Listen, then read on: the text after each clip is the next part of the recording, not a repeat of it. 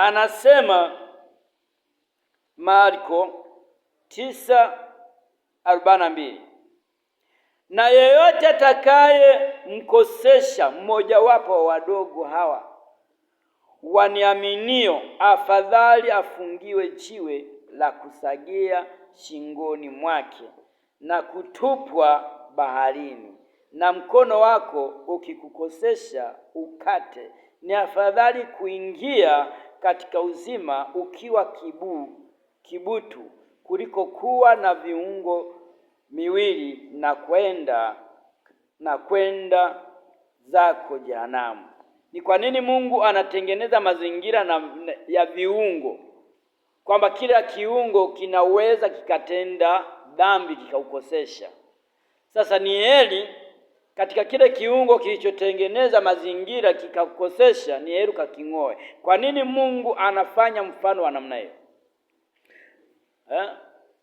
Yaani kwa sababu ya kumkosesha mmojawapo wa hao, kwa sababu ulipoona macho ndipo ulipotenda dhambi. Ulipokuwa kipofu ndipo ulipokuwa ukihadisiwa. Ulipoona ukaona kila kitu. Ni heri uende mbinguni ukiwa na viungo vichache, na mbinguni hawawezi kwenda na watu walio na viungo vichache, kwa sababu anayo mamlaka Mungu ya kurudisha mikono iliyokatika.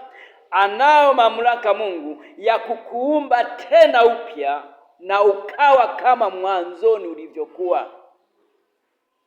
Lakini kwa nini Mungu anatoa mfano wa namna hiyo?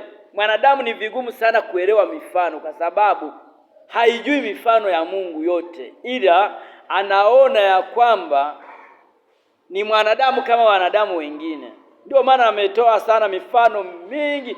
Tena nasema pasipokuwa na mifano hakuongea jambo lolote hili, kwa sababu mwanadamu anaishi katika kuona alivyokuwa naona kwa watu wengine. Ndio maana Mungu alitengeneza mifano ya ninyi wenyewe kwanza mliokuwa mnaona. Je, ulishawahi kuchukua mkate, mtoto amekuomba mkate wewe ukampelekea nyoka kwamba nimekuletea nyoka ule huyo?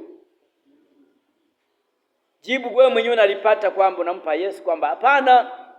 Je, ni lini mfanyakazi yule aliajiri wafanyakazi wakaenda kule, baada kila alipokuwa kienda yule mtu anauawa, anaenda mwingine anauawa, anaenda mwingine anamuua, anaenda mwingine anamuua, wanamletea taarifa kwamba wote walikufa? Je, alijisikiaje ile aliletea taarifa kwamba wale watu waliuawa? Yesu akitoa mfano huwa na maana ndani ya ule mfano, na maana ya ule mfano una nguvu ndani yake Yesu Kristo. Na wewe unayo nguvu ya kulia mchana na usiku kwa sababu ya vitu unavyoviona katika ulimwengu huu kuwa kwako sio vitu vizuri. Kila kitu unakiona ni rahisi, lakini kikufikia unakiona tena ni kigumu. Lakini ukirahisishiwa katika ulimwengu huu kwamba sasa mimi Mungu amenipa baraka, muujiza wa kumgusa mtu anakuwa mzima, sasa leo hautatembea tena, kwa sababu tayari umeshapata muujiza. Uko tayari kuagiza nenda kaniletee mtu yote ile kipofu. Yaani unakuwa kama afisa fulani. Sasa tayari umepata muujiza ambao ulikuwa hauna.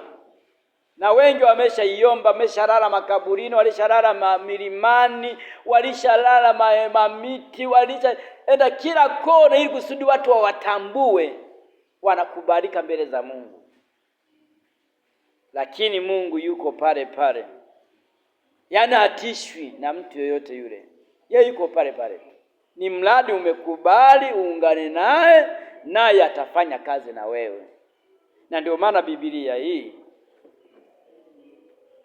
hii unaona mtu anakuletea historia ya jinsi ilivyokuwa, kwamba aliwakataza wasiseme mpaka atakapokuwa amefufuka ndio waseme.